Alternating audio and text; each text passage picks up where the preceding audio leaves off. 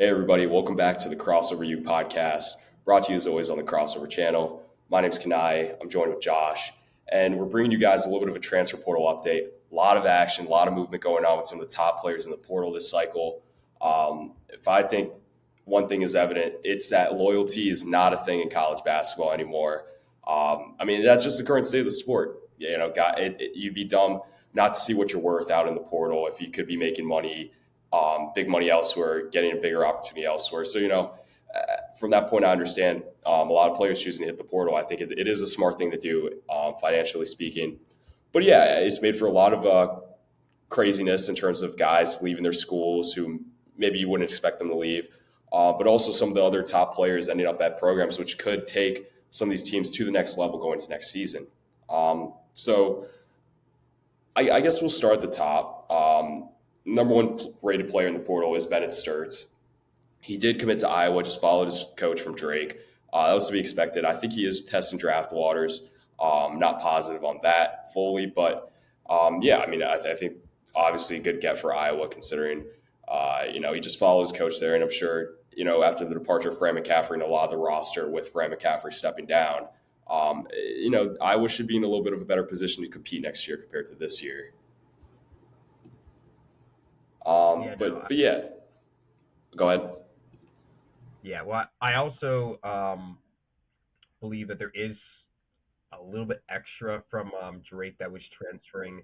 I forgot who else, but McCollum has brought in a good amount of transfers, kind of like the previous Drake coach, that being Darian DeVries, who has now taken over at IU and has basically flushed the market. There were beforehand zero players on that roster that were from the previous year that we're going to see right now into 2026.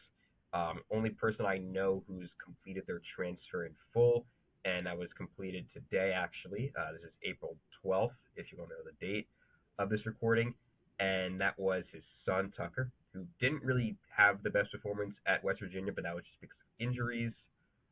So there is a lot to go on in terms of done at a very prestigious university like IU. The coaching changes have also been a big play in this. We saw Definitely. earlier this week Maryland lost Kevin Williard. He went down to Villanova, so we're seeing the breakup of the Crab Five, unfortunately. Um, and Buzz Williams also transferred earlier today to Maryland from A&M. So we saw a guy like Pharrell Payne transfer. We could see definitely a growth in transfer reduction or transfers just from A&M right now over the next few days. So I think big talk right now is coaching. And speaking of coaching, good coaching has brought in some really good prospects. Elliot Cadeau and Morris Johnson both transferred to join a beautiful new program that Dusty May has made. It's looked so well last year. It's going to look great next year. And I think they both complement each other perfectly. I think Cadeau could really grow at Michigan. Yeah, definitely. And I know a lot. I know Ellie Cadeau's brother, who is a streamer. I found that out a week ago. But I heard he talked a little bit about Ellie Cadeau transferring from UNC and how there's been a little bit of hate from North Carolina fans and elsewhere across the fans of the sport. But I think his brother talked about how Elliott's play style maybe didn't necessarily fit the way Hubert Davis and UNC runs their system. I know he mentioned Elliott likes to kind of get into the mid range a little bit, do a little bit more off the dribble than what he was able to do at UNC. Obviously, I think the mid range shot across just the sport of basketball is kind of it's died. You don't see it nearly as often as you used to, but I definitely think that he's gonna be a good spot in Michigan, and he's gonna be able to hopefully thrive under Dusty May's system. But yeah, I like how you mentioned Michigan because one of their best players from this past year, Trey Donaldson, has hit the portal. I know that came as a shock to a lot of Michigan fans, just considering he had his ups and downs this season, but towards the later stretch of the year, he hit essentially almost 3 game winners in a row between the Big Ten tournament and the first few rounds of the NCAA tournament as well. But yeah, I think he, in a way, maybe not necessarily being forced out. I don't know if he necessarily left just because Cadeau committed. I'm sure that probably was a factor. And I don't think Cadeau was exactly a replacement for Trey Donaldson because I think Cadeau is a much more talented playmaker than Trey Donaldson. Trey averaged around 4 assists a game, but I think those numbers were a little bit inflated just because of how up tempo Michigan plays. But I think Cadeau is more so, in a sense, a replacement for Danny Wolf somewhat. Just consider what Danny Wolf did for them this year with his playmaking, essentially being a 7 foot point guard on the floor. Um, but yeah, Trey's a solid shot maker. He had up and down, stretches of the season, but when he's confident, he hits big shots, and I think that's going to be one of the better gets in the portal. So if a big time program is going to be able to land him, I think Dusty may probably talked to him and said, hey, we'd like to have you back, but you might not be in a starting role next year. And I think Trey, would deservingly so wanted to start. So yeah, he's going to find a program where he can start, I think. And yeah, I think he'll have a good year next year. Yeah. Speaking of Trey, we also should talk about Trey Holloman, who Right. also hit the portal almost the same day from Michigan State. And this is kind of a different scenario. Holloman actually had a starting role. He averaged nearly 10 points a game. He looked like a guy who honestly should have stayed. I still don't really know why, considering that Izzo has no real intentions to retire this year or perhaps not for some time. Obviously, coming off an elite performance, you don't really want to just leave a program like that. But perhaps he's looking to be the top guy at another school. Obviously, because of the big transfer changes and the big coaching changes, there's a ton of open spots at a lot of upcoming schools. And I really wouldn't be surprised if he just went to one of those to be that top guy. But this one kind of comes as a shock.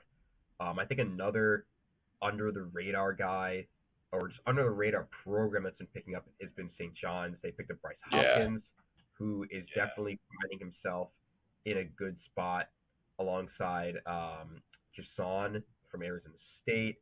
Obviously, RJ Lewis is in the portal, but he might return. He might go to Kentucky. He might go to the draft. I expect the draft at this point, given how good of a season he is. He had. I don't really know that, given that sour spot he had at the end of the tournament, if that was enough of a reason to push him out of St. John's. I don't, it's hard to really tell from the outside looking in like we are, but he's definitely underrated as a prospect. I think another big point that we should be touching on is Yaxel Landenberg, who could go into that number one spot. I think he's two right now behind Sturts. He could be one, depending on who's sourcing him. I think on three has him as two, 247 has him at one, but he's a walking bucket. He's one of the best players at the mid-major level right now, and Kentucky just had a meeting with him, or is about to, if I'm not wrong. So he could wind up in the SEC as a top player, perhaps a national player of the year candidate even. Yeah, and I do kind of want to go back to Bryce Hopkins really briefly. Obviously, he transferred from Friartown, Providence to St. John's. Huge get for Patino in the portal. I know for a long time the rumors surrounding Hopkins were between Georgetown, going back to his old coach and Ed Cooley, who he played under at Providence for a year, or going to New York City to play for Patino at St. John's. But I really do think it is interesting just the whole Hopkins trajectory. I mean, just the way his career has played out. Obviously, started Kentucky, didn't play very much there. Transferred to Providence, had a really good season there where he was a first team Big East selection. Next season, he started look like he was again going to be an all league player, but ended up tearing his ACL at the start of Big East play. Which is unfortunate considering how good they could have been with Devin Carter and Josh Oduro, likes of those guys last season. This year, only played in 3 games due to just injury. I think he probably could have returned later in the year, but he decided to hold out so he would be granted another redshirt year, which, I mean, I guess probably is a smart thing to do.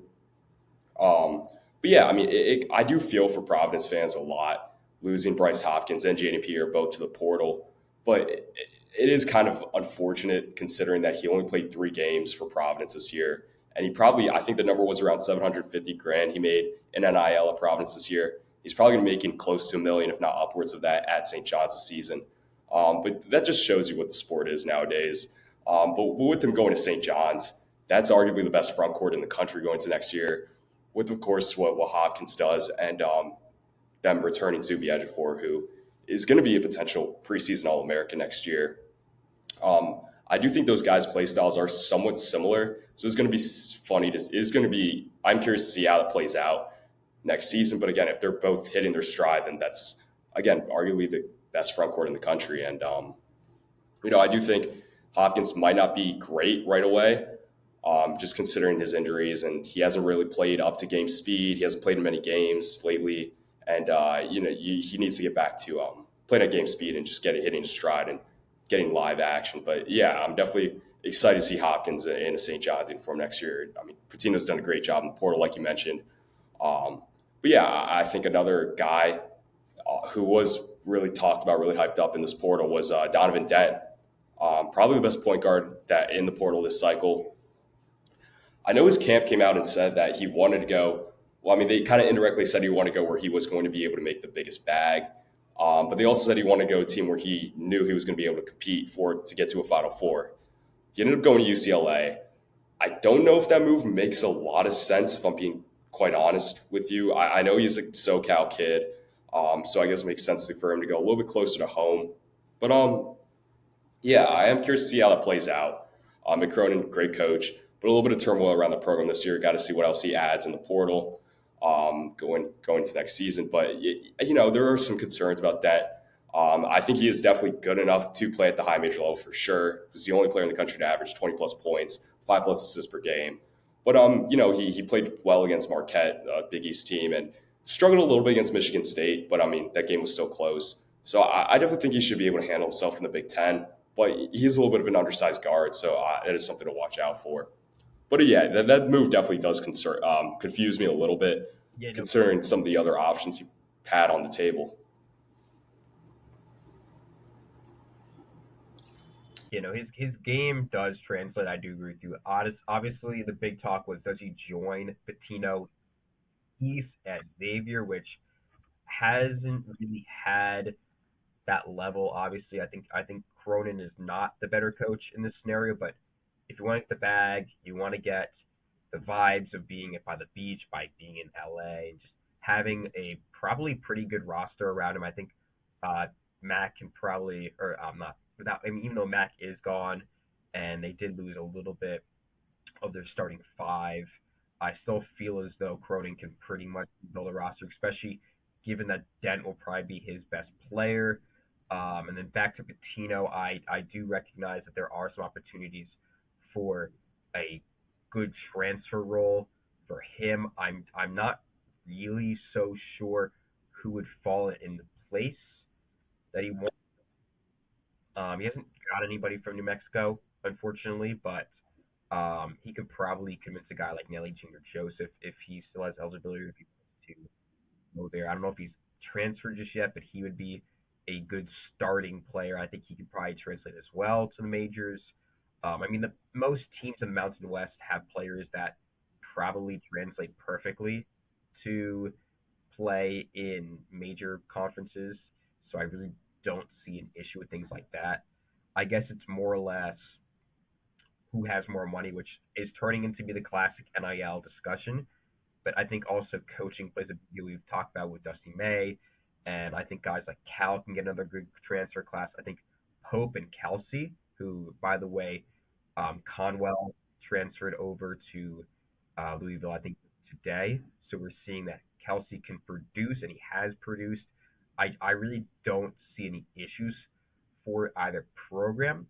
I think that it's the way I'm looking at transfer portal and all this stuff right now. I think the best way to get good players is a combination of a fresh or slash really good coach with offers complete roster spots and looks to have a completely open five and good NIL opportunities. Because I think if you were to compare a team like UCLA and Louisville, as good of a coach Cronin is, he's not Pat Kelsey, who has open rosters almost, his, last year he had nothing. This year he's going to have close to nothing.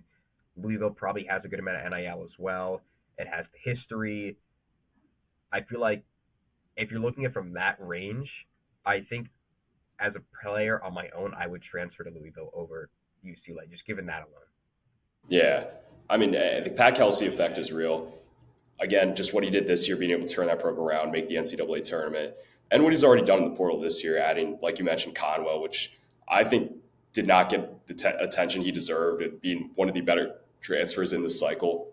Um, I do want to talk about over out in Tucson, some unexpected transfers coming out of that program, and with Arizona, Tommy Lloyd. Both KJ Lewis and Henry Vasar both hit the portal.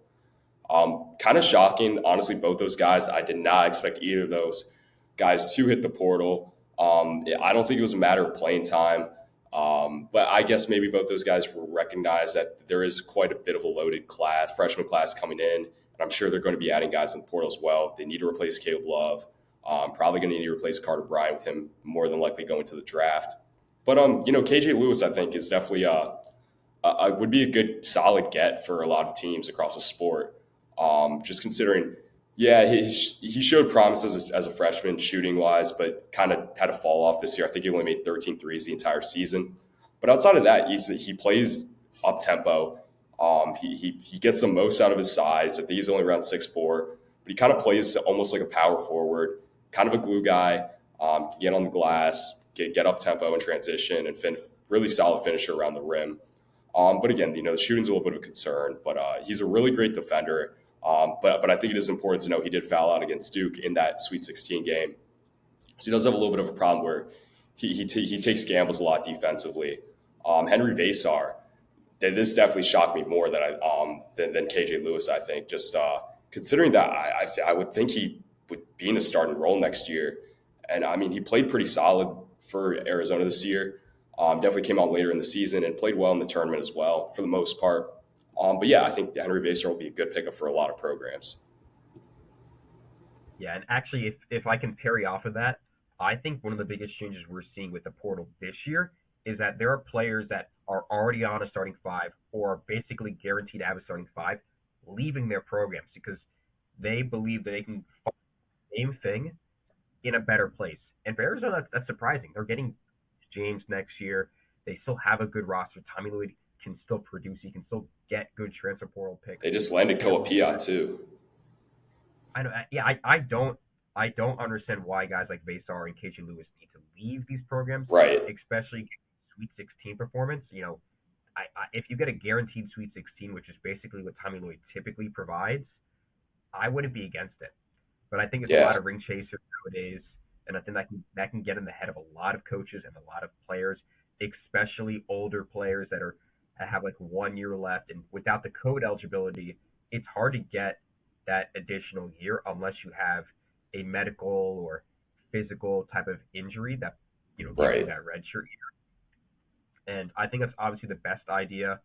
We don't want to have all these fifth and sixth year seniors running around. I think that's kind of just a phase that we're getting because of the COVID eligibility years and because of this new adaptations. I think it's going to slowly go back down to the typical freshman, junior, senior, all this stuff. But in the time being, I think these guys are just trying to find the best program to give them space. And I think it works in two ways because you could join a program like Duke and you could say, I have a great shot at making a Final Four natty as a not starting player, but maybe a guy who could start at basically any other school and come off the bench. Or you can go to a smaller school, maybe even a mid-major. I think this could be a secretly good a year for mid-major squads that pick up a Definitely. lot of guys at the high majors that are averaging 5 a game, and they're not in the starting five, and they want outs. And they don't get good offers from the other mid to high that they're looking for, and they turn to all the mid-major schools that are leaking players that are going to the high majors, and they get the perfect opportunities. I mean, Tyon Grant Foster is the best example right now. I think there could be a whole army of Tyon Grants next year. I hope so. I would love to see the transfer portal do what I hope it does and what I think it can do, and that's get mid majors at these players that haven't performed well but have far higher ceilings than any player you could see at that level. Yeah.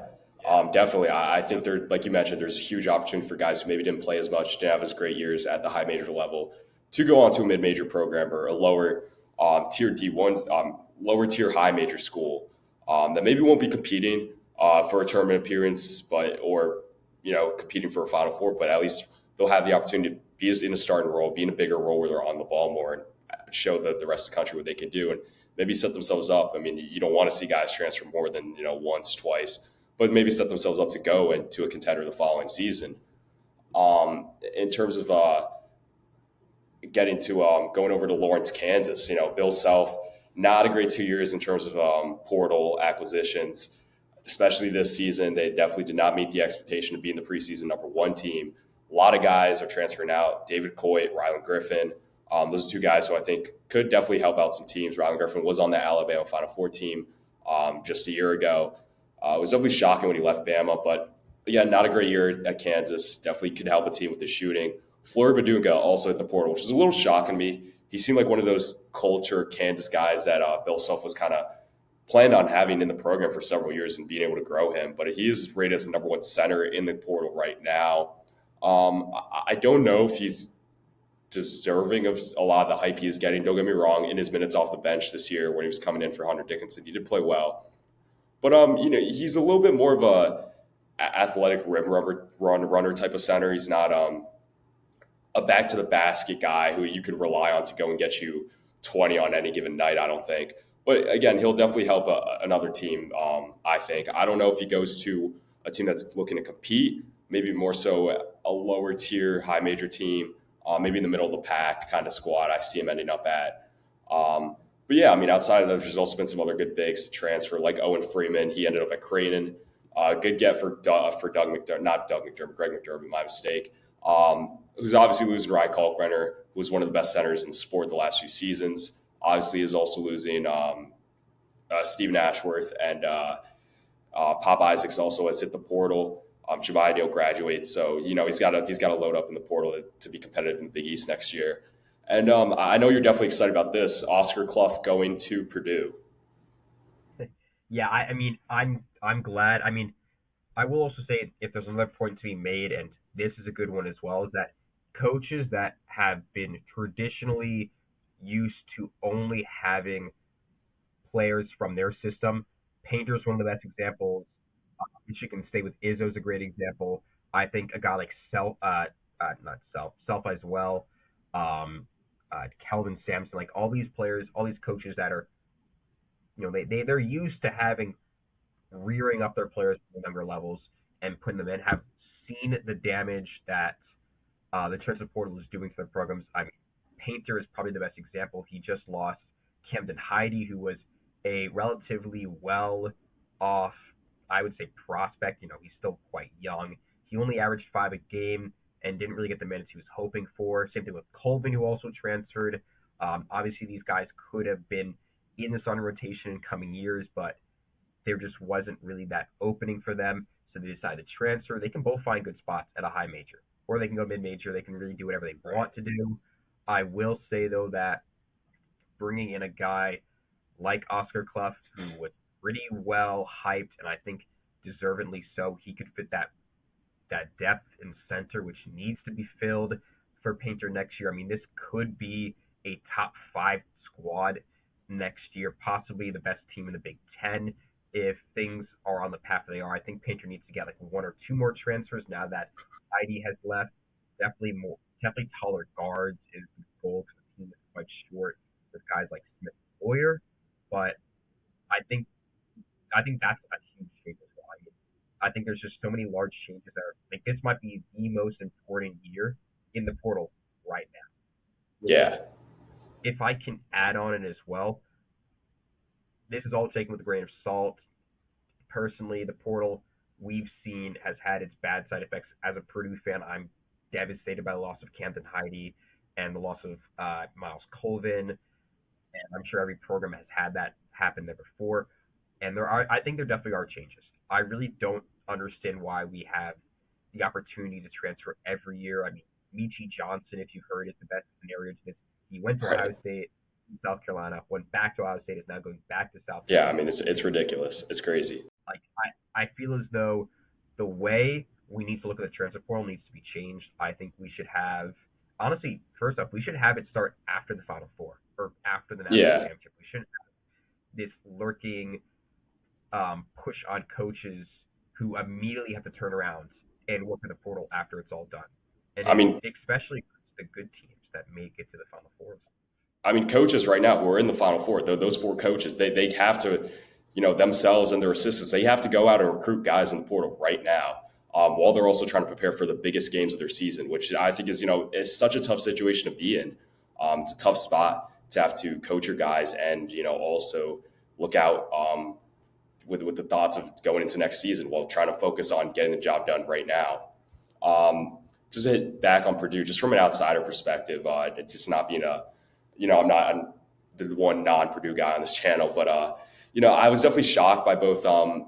I think more so the Heidi transfer than the Colvin one. I think Colvin probably was a little tired of playing fourth fiddle, which is understandable, just considering he's not on ball very much. He doesn't have the not a lot of plays are necessarily drawn up for him, and I think he's a guy who's going to be able to go to maybe a middle of the pack to have high major team and play a lot and potentially put on a good showing next season. Cameron Heide is a guy who really seemed like kind of like a glue guy for you guys, and I just don't know. I don't think his ceiling is as high as Miles Colvin's. If I'm being honest, and I say you stick it out Purdue when you have a chance. I think you guys probably are a top 5 preseason team going to next year. Consider bringing back Fletch and Braden Smith, and I think Oscar Clough was a huge get for you guys. I think you probably need to get an athletic wing who can score a little bit, obviously play good defense. You need a guy who brings some more size, I think, of physicality and, of course, athleticism. Um, but I do want to ask you, do you think Clough starts alongside Anderson next year?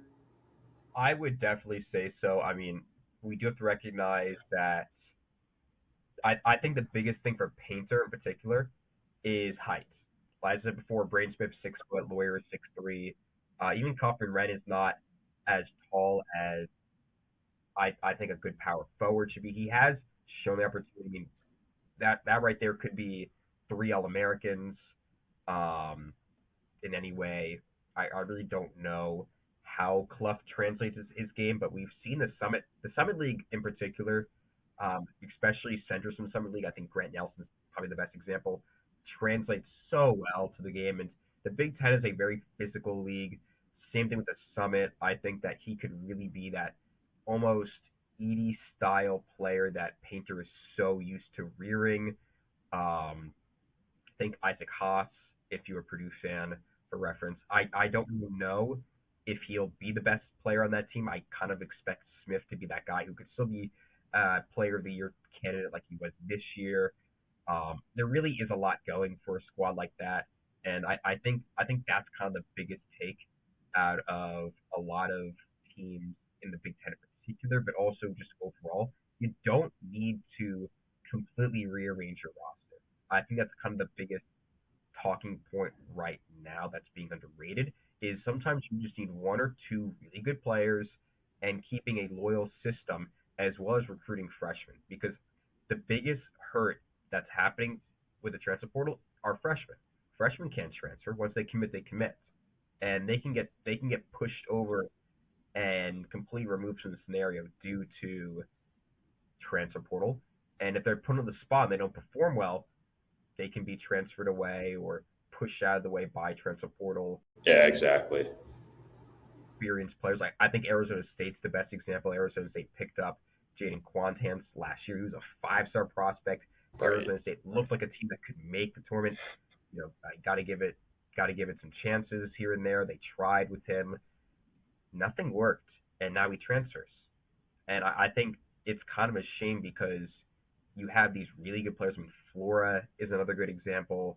Like young, talented freshmen that just are put on way too much pressure and are given way too many, almost too many, yeah, opportunities to fail. I would say that the talkings of just one transfer portal player that can be better than them spurs them off the roster because they should be given a starting 5 position. They should be given that role of being possibly senior year, being the best player on the team, and being a possible draft prospect.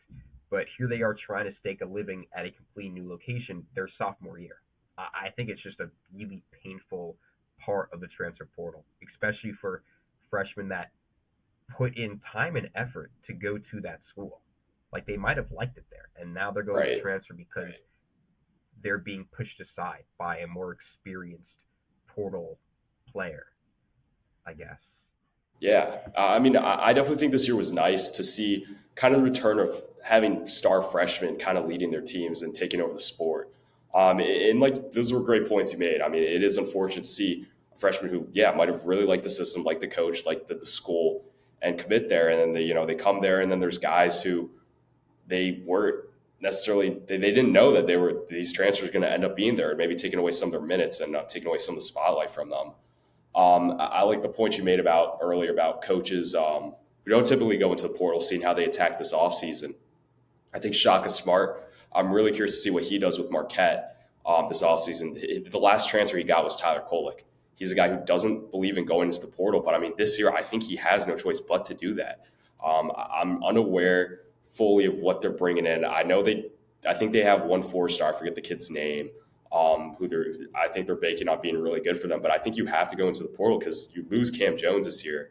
I think Ben Gold might graduate as well. I forget who else is out of eligibility on that roster, but I don't see Marquette being able to be competitive next season in the Big East without going to the portal and getting guys. And it's interesting to see how that works out because Kelvin Sampson had success this year. Matt Painter had success this year with sticking with their culture. They're sticking with their guys, their homegrown talent, with guys who started at their school.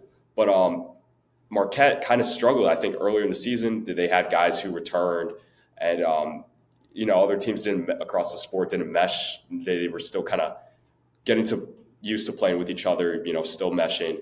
And I think Marquette kind of was. They didn't have to do that because they had guys who were used to playing with each other, been in the program for a long time. But as teams kind of started to settle in, and conference play kind of started to get to high gear, Marquette started to struggle a lot. So I'm definitely curious to see how Shaka Smart attacks this offseason. So far, no moves for them. But one guy who I do want to talk about really briefly is Silas Damari Jr., my mistake. He's a top 10 rated transfer guard in the portal. He might be the best, if not best, and maybe second best remaining point guard, combo guard type of guy left in the cycle right now.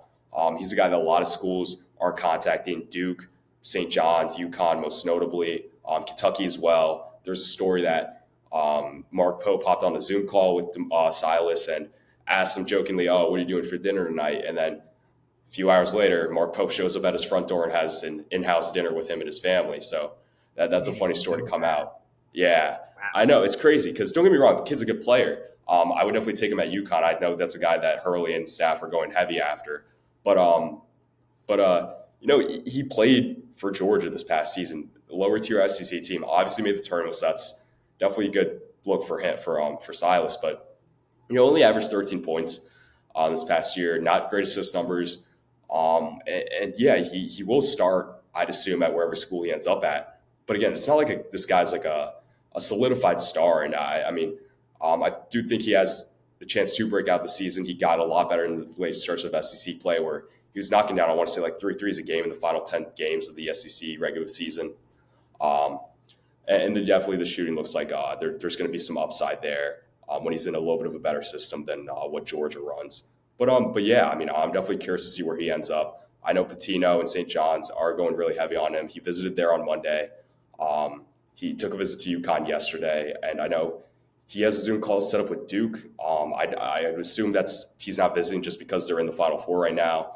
And I don't know that he has a visit scheduled with Kentucky as of right now, but definitely curious to see where he ends up.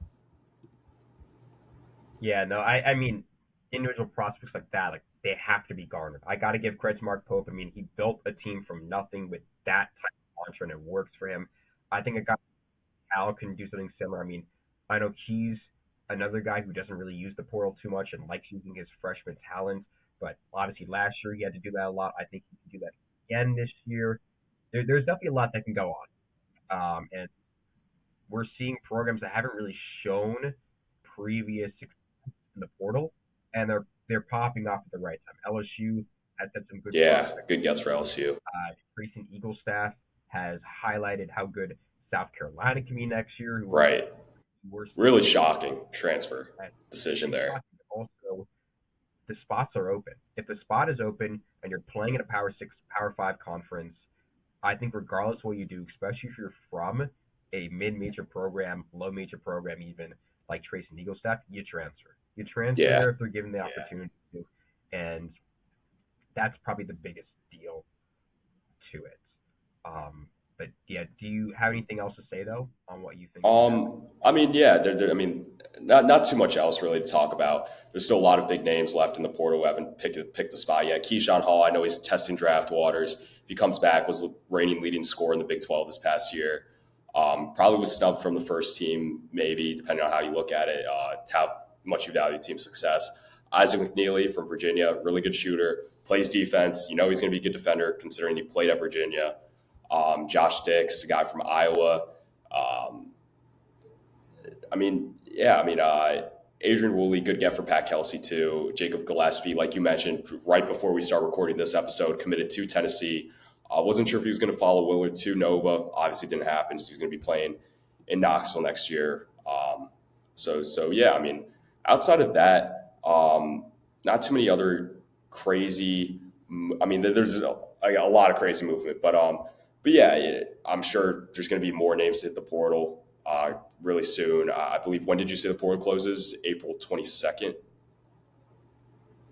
Yeah. Which So, it's close.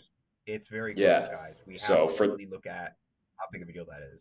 right. So for guys who haven't picked where they're going to be playing next year, it's gonna come really really soon. So I'm definitely excited where these guys end up, see where these guys end up, and kind of get a better idea for how things are stacking up going to next season in terms of who could be ranked in the preseason and what Final Four national championship odds might be looking like. But I think this is pretty much going to take care of everything we have for this transfer portal update episode on the Crossover U podcast. Please, as always, engage with this podcast or any content you see on this channel in any way you can, whether it's liking the video, subscribing to our channel, telling other people about it. Really does all help being able to get this content out to more people.